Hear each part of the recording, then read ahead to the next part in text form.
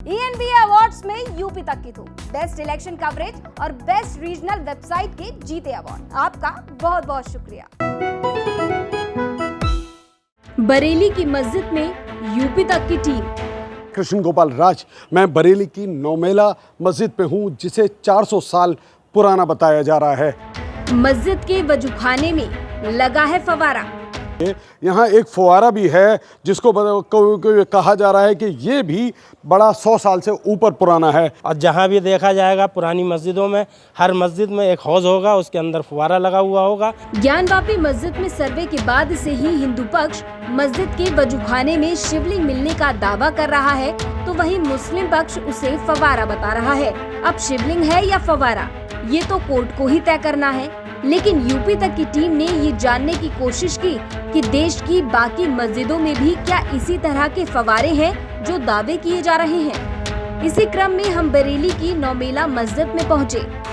UP तक में आपका स्वागत है। मैं कृष्ण गोपाल राज, मैं बरेली की नौमेला मस्जिद पे हूँ, जिसे 400 साल पुराना बताया जा रहा है और कहा जा रहा है ये 400 साल पहले स्थापित मस्जिद तो हुई थी और उसके बाद समय समय पर इसमें आर्किटेक्चरल बदलाव होते रहे।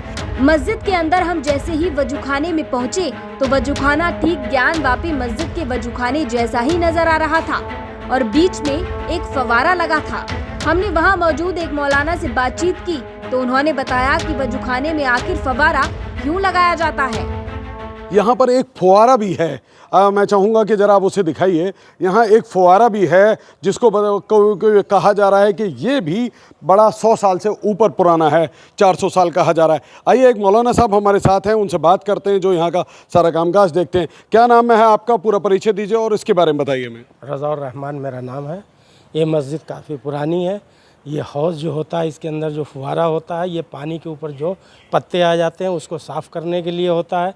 हौज़ वज़ू बनाने के लिए किया जाता है ताकि पानी ज़्यादा मात्रा में पाया जाए, लोग आसानी से वज़ू कर सकें। ये जो फुहारा है जो सामने दिख रहा है हमें, ये कितना पुराना है आपके हिसाब से? ये हमारे हिसाब से 100 साल से ऊपर ही का है ये, क्योंकि पहले पानी की दिक्कतें होती थी। लोग उसी वक्त जो हौज़ बनाते थे और पानी जो है का इंतज़ाम रखते थे ताकि लोगों को, नमाजियों को दिक्कत ना आए। बड़ी मस्जिदें जो होती थी, जुमा अलविदा की नमाज़ और ईद की नमाज़ उसमें लंबी तादाद में होती थी, इसलिए पानी को इकट्ठा किया जाता था।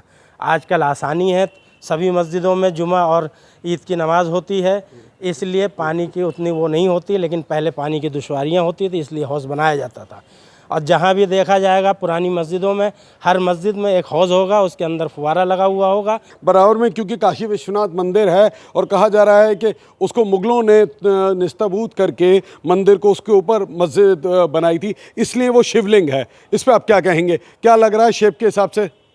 शेप के हिसाब से शिवलिंग नहीं होती है, शिवलिंग अलग तरीके का होता है।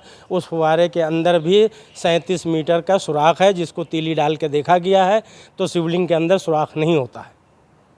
ये क्या फुहारा है? उस दौर के फुहारे हैं आप ये मान रहे हैं? तो क्या मैकेनिज्म से चलते होंगे अगर फुहारे थे तो? फुहारे थे, उसको जो है उसी के हिसाब से चलाया जाता। ऊपर टैंक बनाया जाता तो उससे पानी इसमें लाया जाता था। यहाँ भी पीछे टैंक बना हुआ है, आप उसको जो देख सकते हैं। वहीं ज्ञानवापी केस में प्रतिवादी मुस्लिम पक्ष के वकील रईस अहमद ने दावा किया था कि फवारा ऊपर से टूट गया है और जिसका पाइप भी वहाँ मौजूद है। जो फाउंटेन है, फव्वारा है और उसके अंदर जो है बीच में सुराख है। शिवलिंग में कोई सुराख नहीं होता। उसके ऊपर निशान भी 5 खांचे बने हुए, जैसे लगता है उसके ऊपर कोई चीज़ रख के दाब करके उसको कसा गया था फुहारा, वो टूट गया फुहारा। और बीच में जो वो पानी निकलने का पाइप है आधा इंच का करीब, वो पाइप आज भी उसमें मौजूद है। उसमें सीक डाल करके देखी गई थी, करीब 30-35। अब बरेली की मस्जिद में मौजूद मौलाना ने भी शिवलिंग के दावे को गलत बताया है।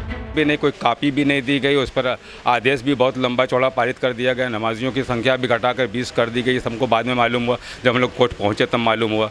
सारे आदेश पारित हो गए थे। हम उसमें समय के मुताबिक जैसा होगा वैसी कार्रवाई करेंगे। अब ज्ञानवापी मस्जिद में हिंदू पक्ष का दावा सही है या मुस्लिम पक्ष का, ये तो कोर्ट को ही तय करना है। इस रिपोर्ट पर अपनी राय कमेंट सेक्शन में जरूर बताएं। बरेली से कृष्ण गोपाल राज और वाराणसी से रोशन जायसवाल की रिपोर्ट।